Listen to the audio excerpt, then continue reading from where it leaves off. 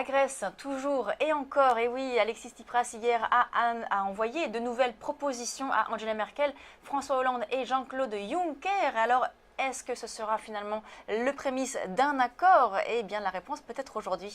Oui, le temps est désormais compté si la Grèce veut éviter la faillite. Le Premier ministre a présenté aux trois dirigeants une proposition grecque en vue d'un accord mutuellement bénéfique qui apportera une solution définitive, disent les créanciers dans un communiqué diffusé à la veille aujourd'hui d'un sommet extraordinaire de la zone euro qui sera précédé d'une réunion de l'Eurogroupe. La Grèce, à court d'argent, on le répète, de rembourser 1,6 milliard d'euros au Fonds monétaire international le 30 juin, donc fin de semaine. Si elle ne parvient pas d'ici là à conclure avec ses créanciers un accord argent-frais contre réforme, elle sera en cessation de paiement, une situation inédite pour la zone euro qui pourra aboutir à sa sortie du groupe, le fameux Grexit, dont nul n'est en mesure de mesurer exactement les conséquences.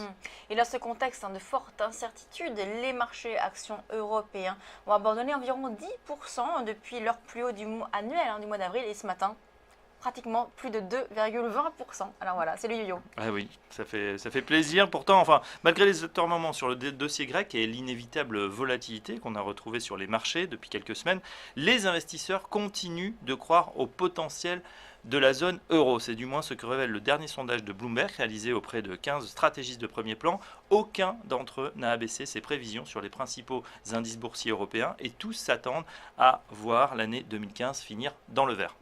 En effet, si la menace d'un défaut de la Grèce et ses conséquences politico-économiques exacerbent la nervosité des opérateurs, plusieurs indicateurs sont venus conforter l'idée que l'Europe est sur la voie de la reprise. Oui, alors premièrement, comme le disait la semaine dernière sur notre plateau François Chollet, le gérant de Montségur Finance, l'Europe n'est pas le Japon. Le spectre de la déflation a disparu en Europe au profit de la reprise économique, matérialisée par un indice PMI confortablement installé au-dessus du niveau fatidique des 50 points. Deuxièmement, les perspectives de hausse du PIB de la zone euro sont désormais de 1,5% cette année et même 1,7% en 2016. Même optimisme enfin, mesuré en France, où l'INSEE prévoit désormais une croissance de 1,2% pour 2015, nettement au-dessus des 1% de croissance prévus par Bercy. C'est inédit, généralement c'est un petit peu l'inverse.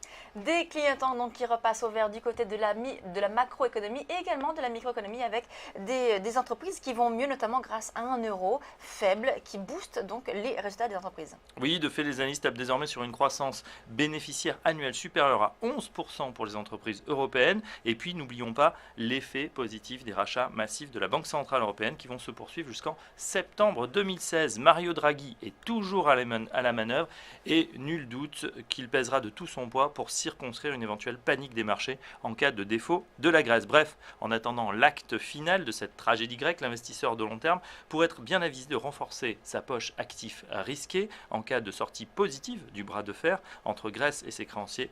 Les marchés pourraient redécouvrir tout le potentiel de l'Europe en pleine reconquête. Merci Fabrice. Tout de suite, un gérant, 3 questions avec donc Malik Hadouk de CPR Asset Management.